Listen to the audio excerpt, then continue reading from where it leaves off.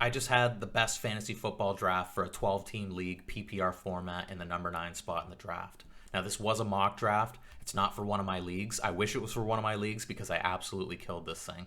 Let's go through it, guys. Come on.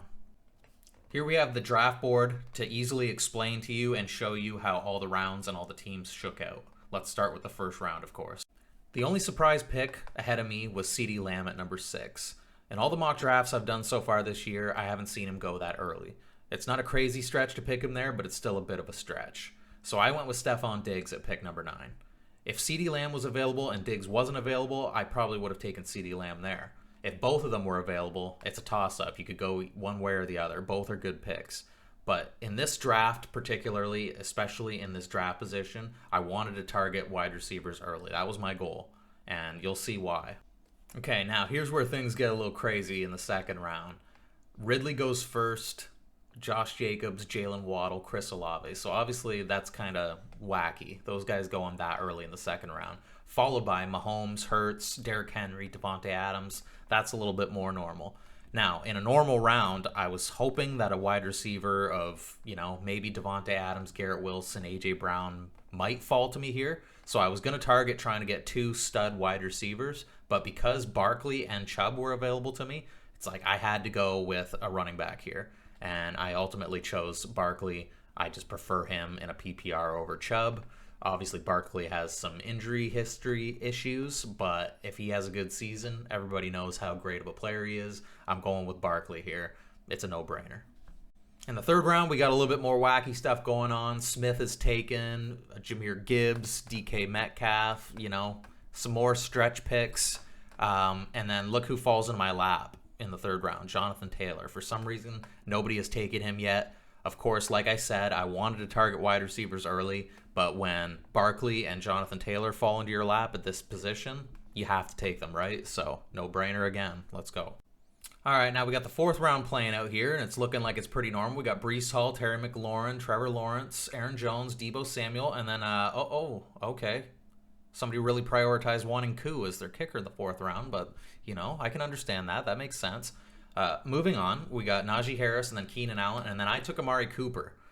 Even if Keenan Allen was available to me here, I still would have preferred Amari Cooper, and then seeing the other wide receivers that came after, DJ Moore, Jerry Jeudy, Mike Williams. I like Jerry Jeudy. If Cooper wasn't available to me here, I probably would have taken Jeudy, but Amari Cooper was here. I like him. He had a really good year last year. He's got Deshaun Watson for a full year this year. I think it's a great pick. It's going to be a good season for him. In the fifth round, I was getting a little bit sketched out because some really good players were coming off the board. Miles Sanders, Jerry Jeudy, Mike Williams, Alexander Mattison, Dameon Pierce, Packers D, Darren Waller, and Kenneth Walker. Now, at this pick, I was kind of up in the air which route I wanted to go. It's like if Kenneth Walker was there, Darren Waller, these are some good options. Dameon Pierce even. But these guys all being chosen before me made my decision really easy when Christian Watson was available here.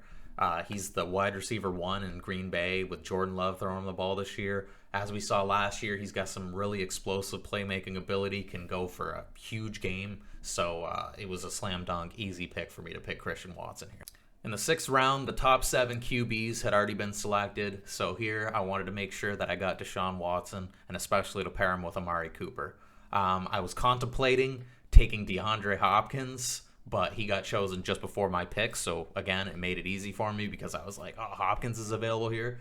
How can I turn that down? You know what I mean? Even with the picks following up, like Cam Akers, Drake London, there was some really good options around me, but I just figured, I don't want to take the chance that Deshaun Watson gets taken. And then after that, your quarterback position is a little bit questionable. The upside of Deshaun Watson and the fact that I already have Amari Cooper, I want to pair those guys together. So I made it simple and just took Deshaun Watson here. In the 7th round, it makes me again happy that I chose Deshaun Watson because as you can see, Tua went before my 7th round pick. So if I would have lost Watson and Tua in that gap, things would have been really questionable at the quarterback position. We wouldn't have had a, explosive playmaker option. We would have had to settle for Aaron Rodgers or something along those lines later in the draft. So again, I'm happy I chose Deshaun Watson.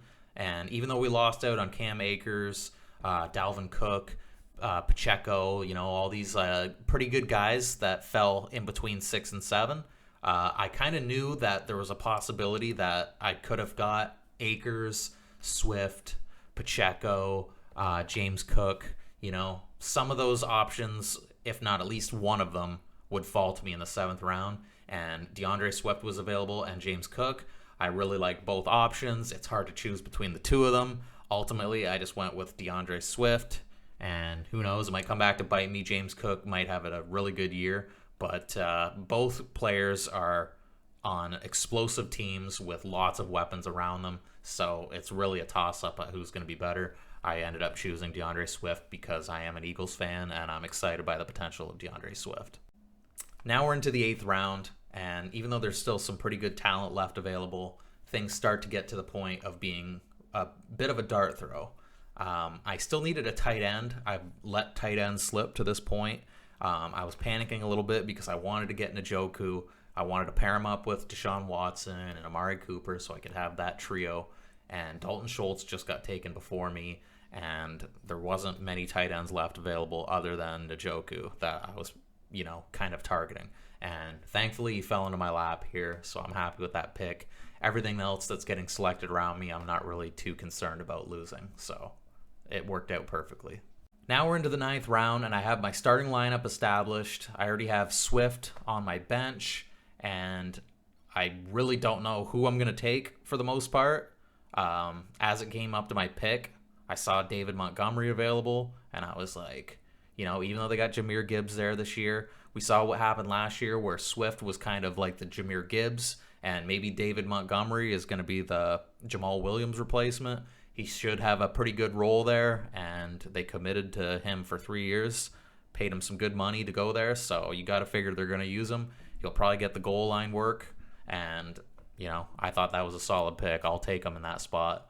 Everything else that was going around me, I wasn't really interested in, so.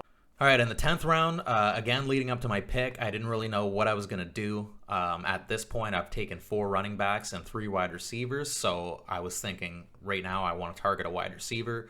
I had a couple options in mind. There was Michael Thomas, who I ended up taking. There was George Pickens. There was Kadarius Toney. There was some interesting picks here, exciting upside picks. But I ended up ultimately going with Michael Thomas.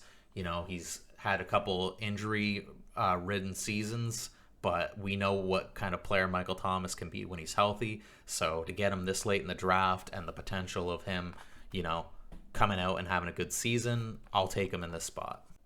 In the 11th round, again, it's dart throwing time, and everything that was going on around me, I wasn't really interested in. Everything that was available, wasn't really interested in. But I did see Elijah Mitchell available there, and him being the handcuff to Christian McCaffrey. If anything happens with McCaffrey, as we've seen before, McCaffrey goes down with injuries quite often. Elijah Mitchell becomes an RB1, so figured it was a no-brainer to take him here. All right, in the 12th round, you got some dart throws going on. You got some doo-doo coming off the board. You're just trying to analyze what scraps are left available to you. And I saw Smith-Schuster was there. Now, he's the wide receiver 2 at the very least in New England, possibly the wide receiver 1. New England's probably going to be behind in a lot of games this year. He's going to be out of the slot, I'm assuming. So he's a good PPR guy. I thought he was a good pick at this point. Same scenario here in the 13th. I ended up going with Adam Thielen to be my 6th wide receiver at this point, but another guy that's just, a proven guy. He's going to be the wide receiver 1, I would say, in Carolina with Bryce Young, looking for somebody that's going to be reliable to throw the ball to. They're going to be behind in games a lot this year, so Thielen could get a lot of action. He's done it before in the past, and I think he's a great pick here in this late round.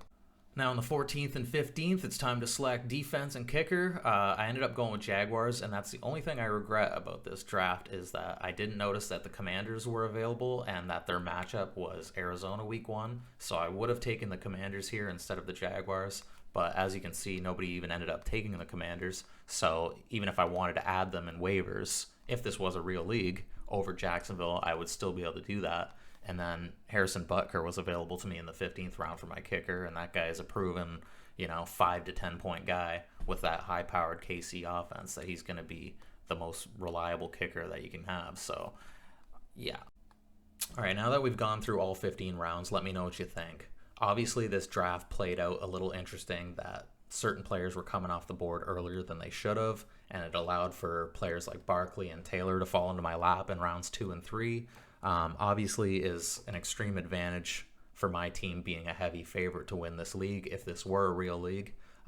Let me know if you think another team is better than the team that I drafted here. Let me know if you would have drafted a different player in the position that I drafted.